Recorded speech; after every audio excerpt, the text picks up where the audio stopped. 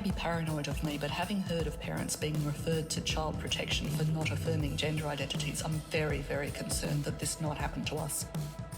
We observed that many of our daughter's cohort and friends at her school had begun coming out as transgender or non-binary. In fact, there were 4 within a class of 20. Many of these parents feel abandoned. One psychologist who advertised as being a specialist in female autism told me she would affirm my daughter because she was a suicide risk. What I am concerned about is people that oppose this, they're trying to cover up what's going on. I have very serious concerns about what's going on, and why is it that every time someone wants to talk about this, the reaction from activists, from people in the government, is to shut them up. They call them names, they say, you're a transphobe, you're a Nazi, when people are trying to have very rational debate, and instead of engaging in that debate, the default response is to shut them up. The market is pretty much controlled by organised crime at the moment. The way out of this and the way to stop vapes getting into the hands of children is to have a legal, regulated market for adults. And that's what we've said all along. And it's problematic the way that it's just gotten out of control, and the black market's only going to get worse and worse. Over 7 million Australians have used cannabis at some time of their life. And as we've seen from the statements from the Labor Party and from the opposition, these parties believe that you are a criminal. They believe that the police should chase you down and hunt you down, and that you should have a criminal record.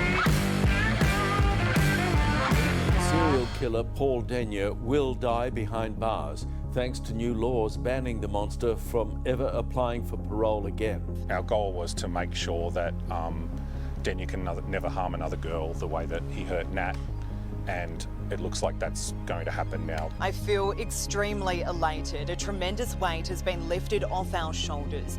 Not only will Denyer not see the light of day again, this legislation looks at the whole parole system. There are some good changes which will benefit people who have been in our situation. My request for action is to provide data about the kinds of information and support that are provided to victims of stalking and how this is provided. My follow-up request is for the Minister to meet with Diane McDonald and to discuss what can be done to provide better support for her and other stalking victims. Young people aren't anti-nuclear. No, they're not. I've spoken to lots of young people who are like, they don't even understand why we oppose it. Exactly. And it's the older generation that are anti-nuclear. Young people are like... Signatures handed to Parliament. To ensure that patient consent and privacy is maintained in line with the Australian Charter of Healthcare Rights. We don't object to the government taking steps to make the system more efficient. What we object to is the government taking away consent of patients.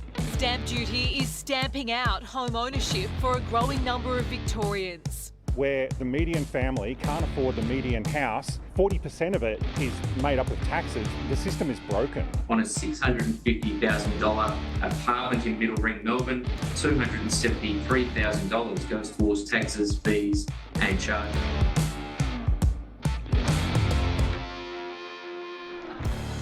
Libertarianism can be summed up in 2 words: power corrupts. We believe in the inherent morality of capitalism, simply because it is what people will spontaneously do when left alone. It's a bird lifting the veil off a cage to celebrate free speech. So I think that one of the takeaways here is that when governments put in laws against free speech, it's not only used against people that you don't like, ultimately it'll be used against you as well.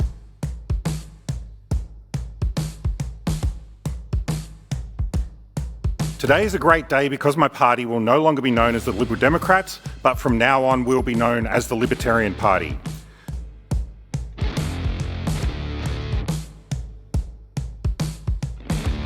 Just finished up the final hearing for the year. Today we heard from Ernst & Young. We've also heard from Athletics Australia, Vic Sport and Department of Jobs, Skill, Industry and Regions. I am unsure what's more concerning to me, the licence to kill without consequence provided by this Act, or the fact that upon review, the only amendment the government felt necessary to this archaic power was omitting Lady the Queen and God Save the Queen from the proclamation that allows murder.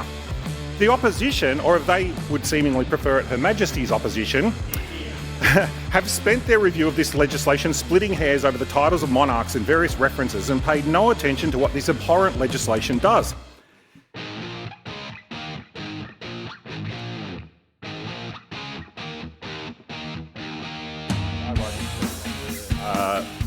Education and Training Reform Amendment Land Powers Bill 2023. The Libertarian Party opposes compulsory acquisition of property by the state on principle. Therefore, my position on this bill is very simple. The answer is no. Thank you. I feel we could have saved a lot of money and had the same result if we called off the referendum and simply declared 2023 the year of calling each other racist. I'd like to express my sincere condolences to, on the Israel side, to the civilians who've been caught up in a terror attack and have lost their lives. My heart goes out to them. The images, as others have said, that have gone out through in the past week have been absolutely horrific. Also, I'd like to express my condolences for the innocent civilians who live in Gaza, who suffer under a brutal regime. I believe repealing the nuclear prohibitions would create a fantastic message to the rest of Australia and be a big shot in the arm for the scientists and manufacturing industries of Victoria. We can be bold. We can demonstrate to Australia and to the world that we are not afraid to embrace innovation, and we can step firmly into the 21st century. On behalf of the Libertarian Party, I commend this bill to the House. Thanks to everyone for all your support throughout the year. It's been a really big year, and Merry Christmas and Happy New Year to you and your family.